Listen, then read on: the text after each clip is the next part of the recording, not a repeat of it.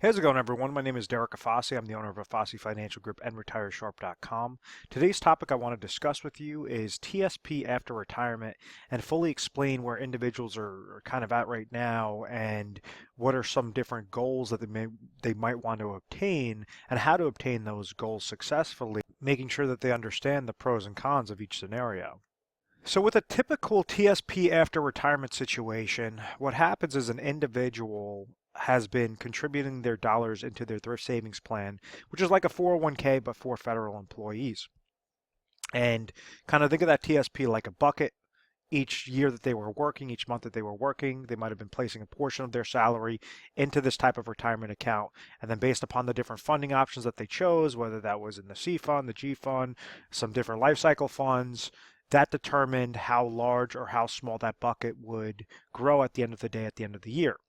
So what I mean by that is the contributions that were being placed into this bucket and this percentage rate that returned back. If this percentage rate came back negative like it did in 2008, well then there was a large dip, there was a large negative to that bucket, and that bucket would take a large impact in that downward market year.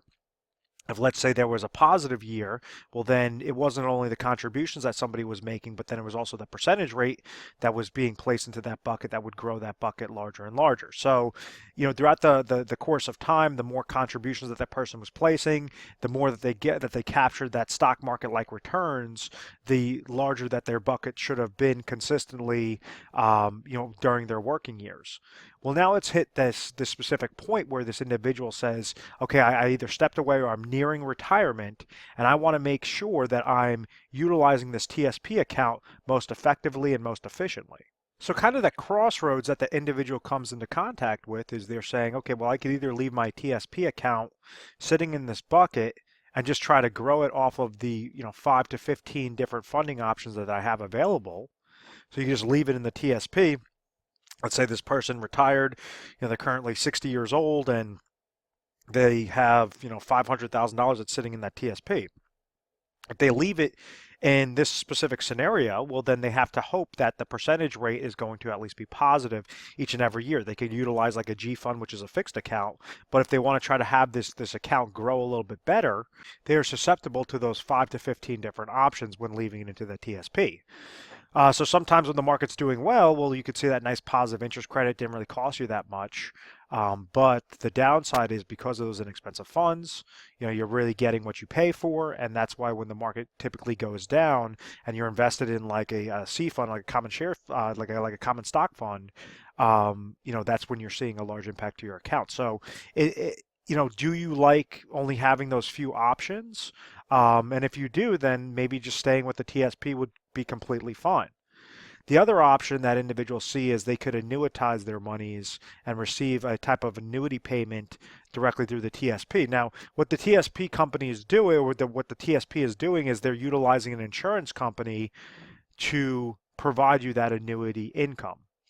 So what we typically recommend is if you're looking at your annuity option through the thrift savings plan, well, there's going to be a lot more favorable route when you have about 1,100, 1,200 different options depending upon your age, depending upon your state. If you're looking to go this annuity route, you could always roll this over into a specifically designed IRA annuity contract. It gives you a lot better control than what you're susceptible through that one, insurance company that's being offered through the TSP and their annuity route. So it's all about, if you're looking to receive lifetime income, how do you structure it a specific way rather than be handcuffed to this one option and say, oh, well, it's providing me an annuity.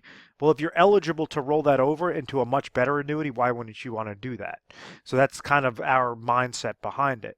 Or the third option is kind of correlates to this IRA annuity option is you could roll over these TSP monies into specifically designed IRA accounts, which are individual retirement accounts, to say if you want to have better growth rather than being subject to just those 5 to 15 different funds, you could have better growth strategies with much better funds, thousands of different options to choose from.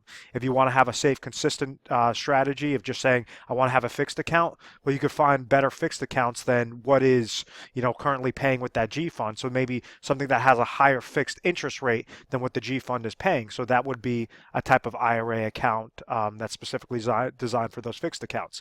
Let's say if you're looking for funding options that are going going to grow when the market goes up, not lose when the market goes down, kind of more of those non-the-market type product lines. You could have that specifically designed with IRA contracts. If you like to see income, you could set up those with IRA income annuity contracts. If you like to just have liquid cash, you could set them up with IRA money market account contracts.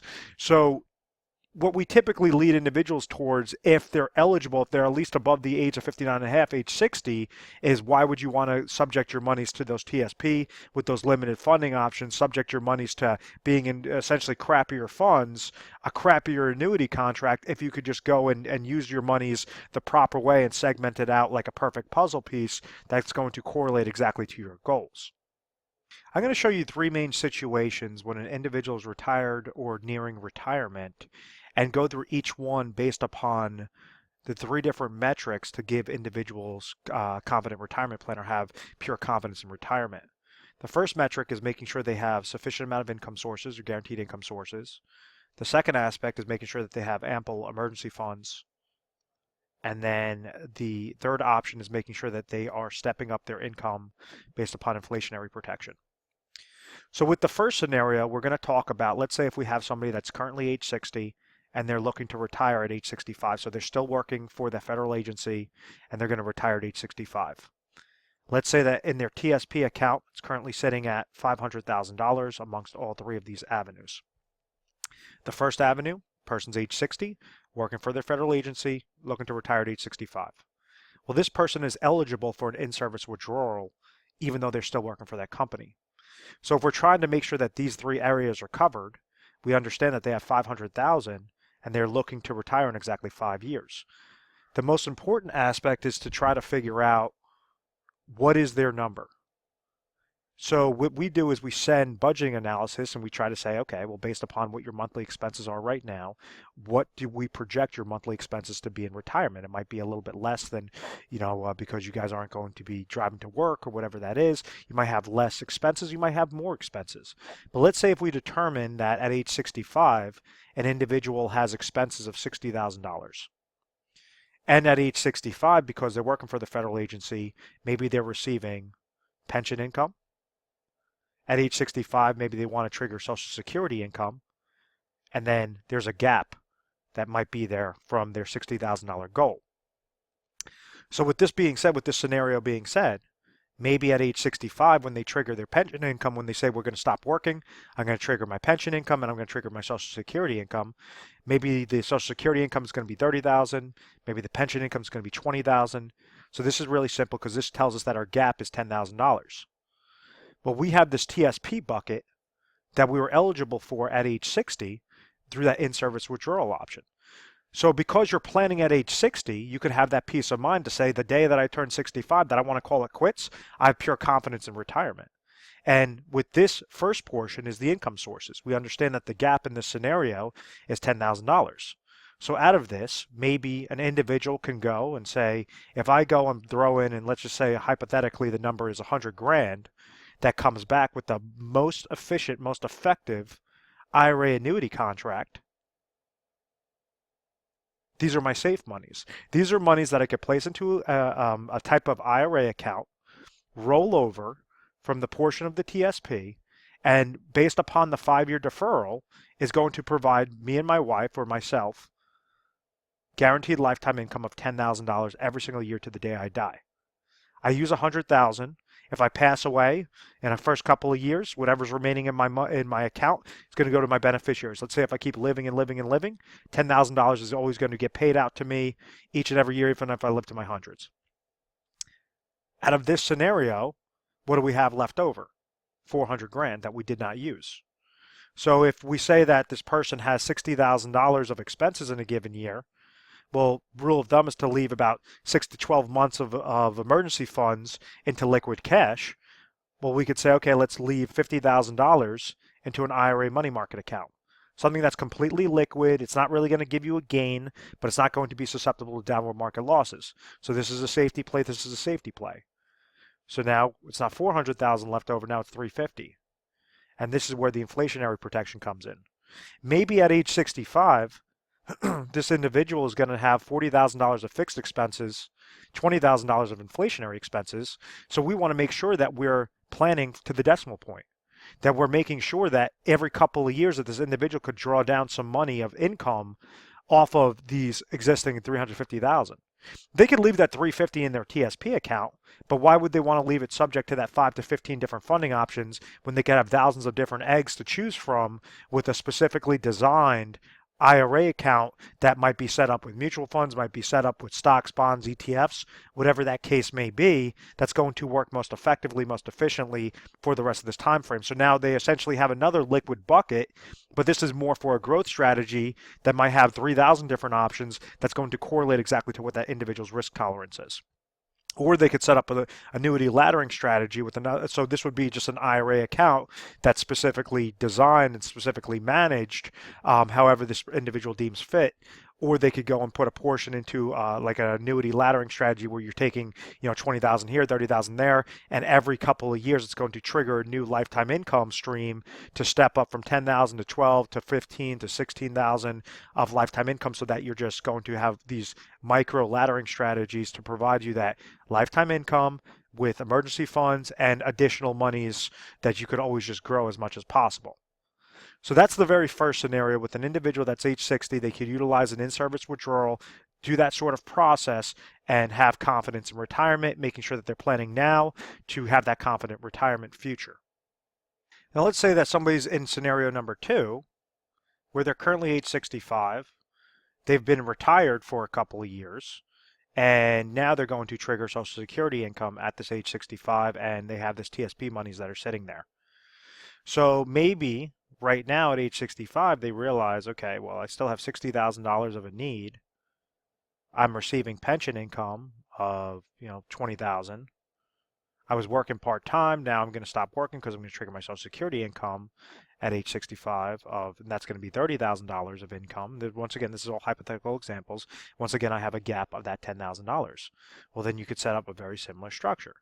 Because this individual stopped working, now they could utilize their dollars, and it's known as a Form TSP 70, where they could do a full rollover from their accounts and make sure that they're segmented in a specific way. But first, the income sources, you could handle that through an IRA, a traditional IRA, because the TSP is in a qualified retirement plan through the IRS, through employer-sponsored qualified retirement plan. It has to be rolled over to an individual retirement account rather than make the mistake of saying, I have TSP monies, let me just go and I will take all this money and just throw it into my checking account, where you're going to get fully taxed on all those monies that you do so. So an individual that has 500,000 that says, oh, I just want to take my money and walk away. Well, when they go and they take that 500,000, those were monies that you never pay tax on. So that's why it doesn't make sense to put it into like a checking account, a non-qualified account. You want to keep it qualified to qualified. So once again, we structure an IRA annuity, but we see which IRA annuity would be the best for immediate income to suffice that $10,000 gap. Maybe because there was no deferral there, this might require $200,000 to place into that type of plan, an IRA annuity account.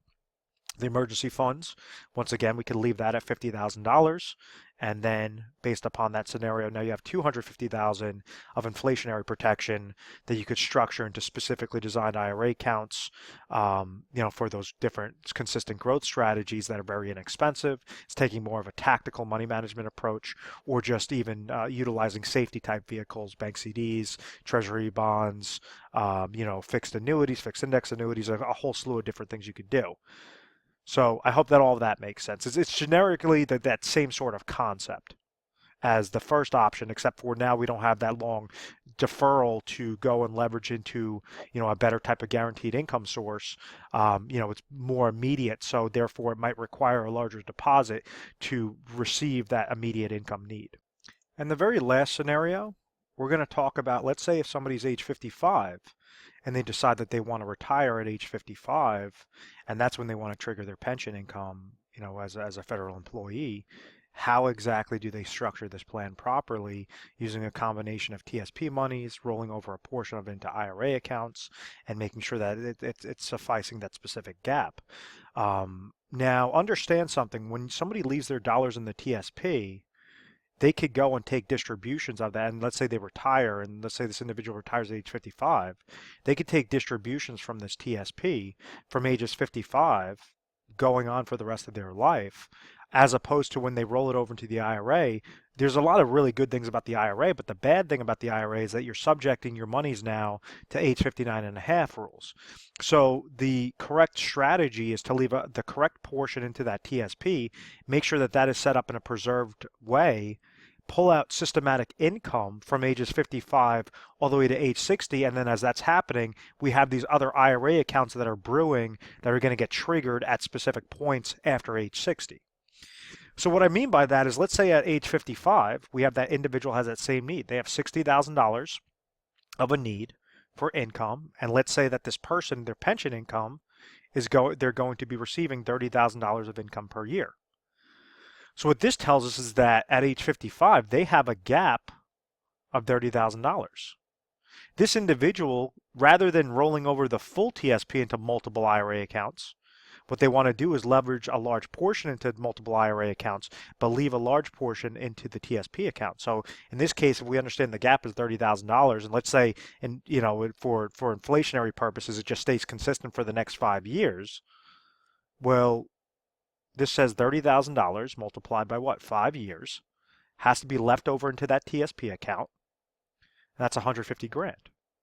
So now what we did was we said, rather than go and roll these monies over into that different IRA account, we would need to leave exactly $150,000 in there, because there's an age 55 rule that is not available on the IRA accounts, because you have to wait till 59 and a half to trigger that income without getting penalized by the IRS. So you don't want to shoot yourself in the foot. And I've stumbled upon this with a bunch of people. I've had that happen with individuals with 457 plans, with their savings plans, where you had greedy financial advisors that they were trying to go and place individuals into an IRA, like a variable annuity account.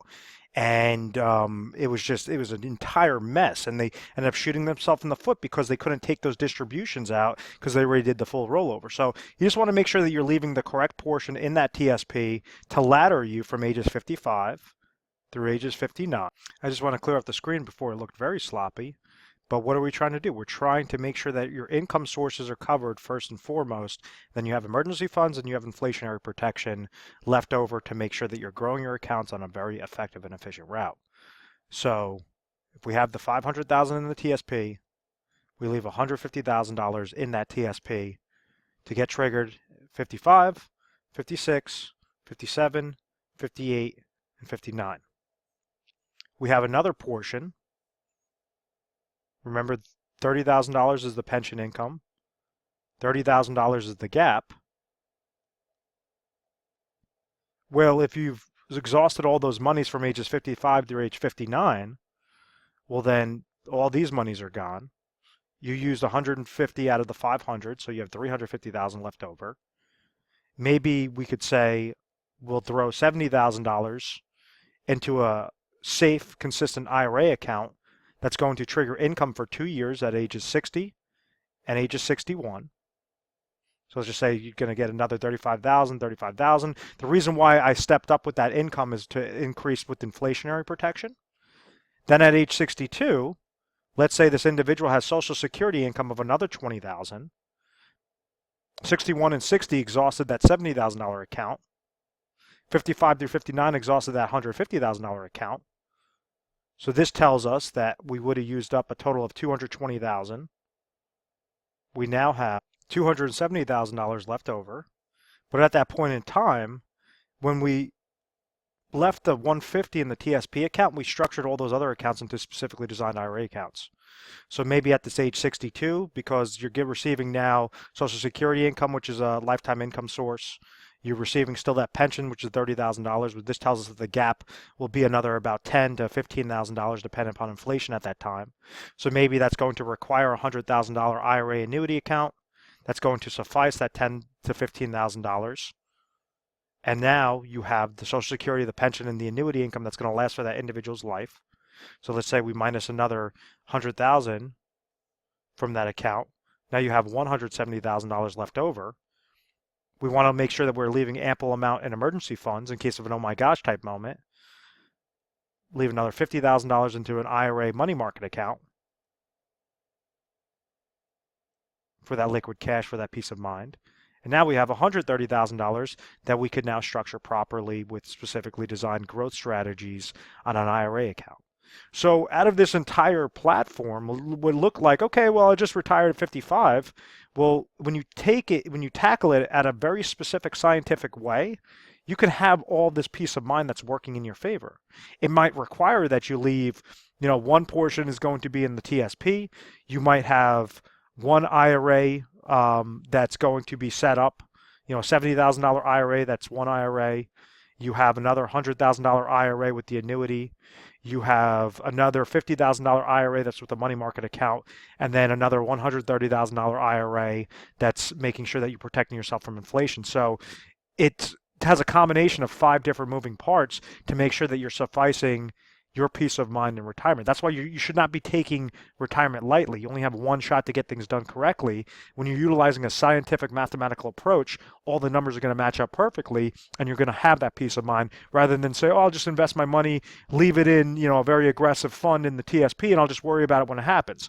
Well, that's why so many individuals cannot properly retire. This is why they run through all their money. It's because one downward market loss while you're pulling monies out and you're paying fees, it's going to completely blow up in your face. So once again, it's just all about making sure that the math adds up. It's not difficult. It's what's the number that we have to figure out, and then how do you scale backwards to make sure that you're taking on the least amount of risk, the most inexpensive way, so that you have that peace of mind, you have that income, you have that emergency, you have that inflation, all working in conjunction with one another. And that's where we come in, is rather than you guys trying to figure that out yourselves and say, well, which one is the best contract, which one is the best IRA, that's what we have with our systematic process. We have a Retire Sharp planning system. We have a results in advanced financial planning system that allows you to send reports of where you currently are, where you are projected to go. And, we make sure that individuals are very satisfied and they understand what their options are available on the TSP route. We're A+ rated on the Better Business Bureau. We've always had very good reviews. We've never had any complaints. At any point in time you want to give us a call, we're available 24 hours a day, 7 days a week, 1-800-566-1002. I want to thank you very much for watching this video. Please feel free to subscribe to our YouTube channel, Retire Sharp, so you could have access to the most updated videos. Thanks so much, guys.